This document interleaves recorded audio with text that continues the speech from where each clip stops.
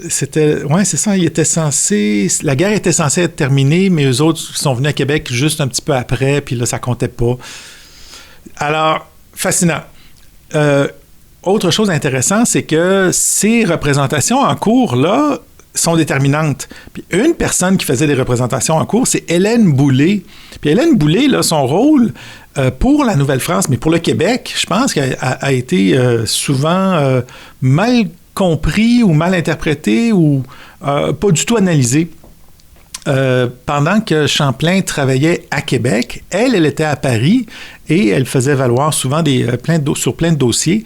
Je serais très curieux, il n'y a jamais eu d'études, à mon sens, là, à ma connaissance, il n'y a jamais eu d'études sérieuses sur la vie de Hélène Boulay, puis son travail de représentation légale pour les intérêts de Champlain, puis pour les intérêts de la Nouvelle-France.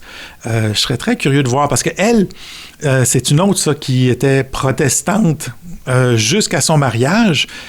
Et elle était opiniâtre, hein? Elle était connue comme étant quelqu'un qui ne voulait pas se convertir. Et donc, c'était quoi, elle, son intérêt? C'est quoi ses idées?